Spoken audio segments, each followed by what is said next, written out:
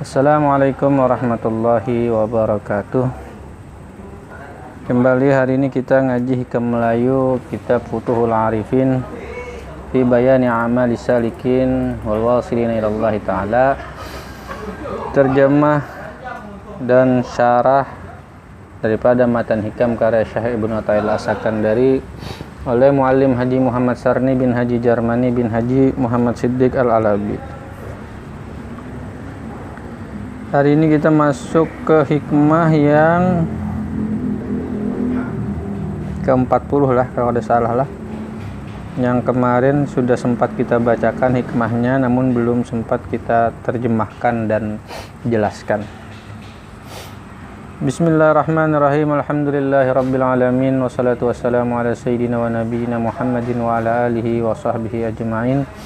Qala al-muallif rahimahullah ta'ala wa nafa'na bi ulumihi wa bi ulumi aslafihi fid dharaini amin. Kita ulang kembali hikmah yang ke-40 atau 41 lah. Al-ujbu kullul ujbi mimma yahrabu mimman la fikaka lahu anhu wa yatlubu ma la baqa'a lahu ma'ahu fa innaha la ta'mal absar ila akhir ayat. Heran atau heran tiap-tiap keheranan orang yang berlari daripada Tuhannya. Orang yang tak dapat berlepas ia daripadanya dan menuntut ia akan barang yang tidak kekal besertanya.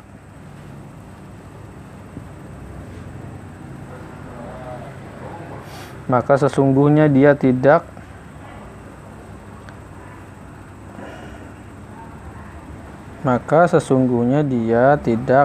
sebab buta matanya, tetapi buta mata hatinya. Orang yang fa innaha la ta'mal absar, sesungguhnya yang seperti itu tidak karena buta matanya, tetapi buta mata hatinya. Orang yang buta mata hatinya itu selamanya mengikuti hawa nafsunya. Dia mengutamakan kesenangan hidup di dunia ini, menyayangi harta benda dan pengaruh hubbud dunya, hubbul jah. Jadi mencintai dunia dan kebesaran atau pengaruh terhadap orang lain.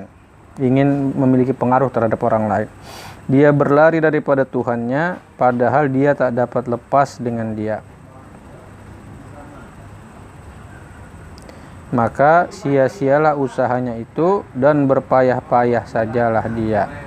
Itulah yang dikatakan heran oleh orang yang terbuka mata hatinya. Jadi menurut mu'allif sungguh mengherankan orang yang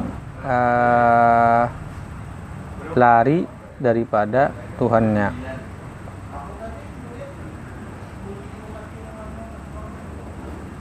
Padahal kita tidak pernah bisa lepas dari kekuasaan Allah, dari pantauan Allah, dari anugerah kemahakuasaan Allah. Tidak ada yang mampu lepas daripada Allah. Maka sungguh mengherankan orang yang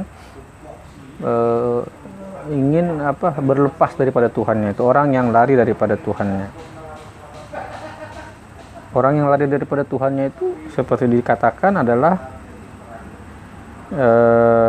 orang yang terlalu mencintai dunia dan kebesaran diri di hadapan orang lain. Padahal usaha yang semacam itu, berlari daripada Tuhan itu adalah usaha yang sia-sia saja, kata mu'allif. Buta mata hatinya, tidak mampu melihat betapa dia sesungguhnya di dalam kuasa genggaman Allah.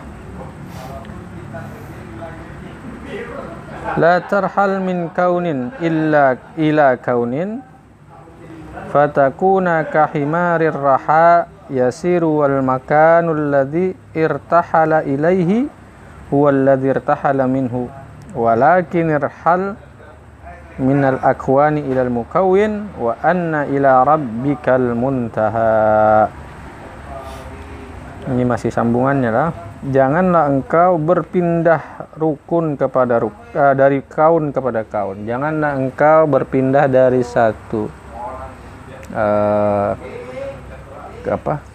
kecintaan dunia kepada kecintaan dunia lainnya, daripada satu ciptaan kepada ciptaan lainnya. Maka adalah engkau seperti himar pemutar gandum. Itu dalam hadis Nabi lah rasanya lah,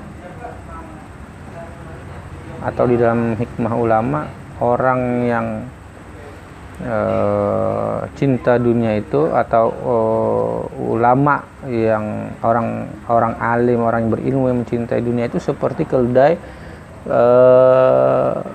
pemutar gandum itu, yang berputar-putar dia di situ-situ saja di dalam kebodohannya.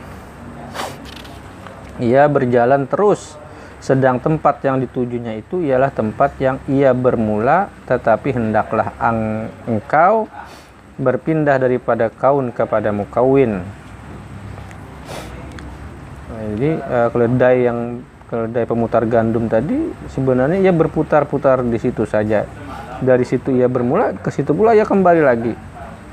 Tapi hendaknya lah engkau, kata mu'allif, berpindah bukan dari kaun kepada kaun, tapi dari kaun kepada mukawin, daripada ciptaan kepada yang menciptakan. Sesungguhnya kepada Tuhan engkaulah akhir yang dituju. Ila rabbikal muntaha wa anna ila rabbikal muntaha, dan kepada Tuhanmu lah sebenarnya akhir tujumu. Tiap-tiap mengerjakan amal ibadah hendaklah diniatkan dengan karena Allah. Paling mudah itu di dalam setiap pekerjaan kita memulainya dengan ucapan bismillah, dengan menyebut nama Allah, atau apa saja diakhiri dengan lillahi ta'ala, karena Allah ta'ala. Tidak karena pujian daripada makhluk, tidak karena mengharap pujian makhluk, tidak supaya dihormati oleh manusia atau manfaat dunia dan sebagainya.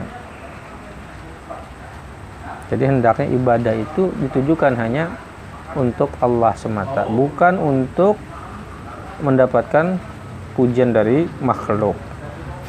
Dan tidak pula karena mengingini surga, atau karena menakuti siksa, atau karena mengingini karamah dan kelebihan di sisi Tuhan.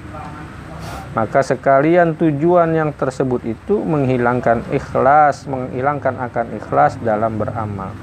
Ini sebenarnya nasihat yang sifatnya sudah tingkat lanjut lah. Bahkan katanya kalau bisa mengharap surga pun bukan itu tujuannya, atau menginginkan kemuliaan karomah di sisi Tuhan, mendapatkan karomah, jangan karena itu ibadah, tapi benar-benar karena Allah Ta'ala. Nah, ini nasihat untuk salik-salik yang sudah berjalan di tingkat lanjutan. Kalau yang di tingkat mubtadi tentu saja tetap orang dimotivasi dengan surga dan neraka, dan itu adalah sesuatu yang hak sebagaimana dinyatakan Allah di dalam Al-Quran. Inilah ikhlas orang arifin. Nah, karena itu disebutnya ikhlas yang semacam ini, yang mampu menafikan surga dan neraka, tidak karena hendak surga atau karena takut kepada neraka atau karena ingin karomah. Ini adalah amalnya kaum arifin, orang-orang yang sampai ma'rifah kepada Allah, orang-orang yang hanya mengharapkan Allah saja di sisinya. Mereka beramal semata-mata karena Allah, ingin dan cinta kepadanya. Itulah yang dimaksud pada perkataan musannif berpindah dari rukun kepada mukawwin. Nah, hendaknya kita itu di dalam suluk kita di dalam perjalanan kita itu setiap waktu itu ada peningkatan dari satu kaun kepada kaun yang lebih tinggi, terus sampai kepada al-mukawwin. Bukan berputar-putar saja dari satu kaun ke kaun yang lain, ke kaun yang lain, dari mengharapkan karomah yang ini ke karomah yang ini ke karomah yang ini, mengharapkan pujian yang demikian ke pujian yang demikian dan pujian yang demikian, seterusnya itu saja. Tapi benar-benar hari ini kita mungkin pemahaman bahasa belum cukup, kita mengharapkan sesuatu yang manusiawi diingini setiap manusia, tapi nanti terus kita meningkat kayak pemahaman kita, kecintaan kita, sampai kita kepada menginginkan hanya Allah saja yang menjadi harapan kita. Mestinya seperti itu. Maka jika masih mengingini pahala atau berlari daripada siksa, itu adalah berpindah dari kaun kepada kaun pula. Hal yang semacam itu pun sebenarnya dalam pandangan arifin masih berkutat di satu kaun ke kaun yang lain, yaitu masih belum sampai kepada yang dituju dalam mengerjakan ibadah kepada Allah. Tentang pembagian ikhlas, lihatlah halaman 17. Jadi sebagaimana sudah disebutkan sebelumnya.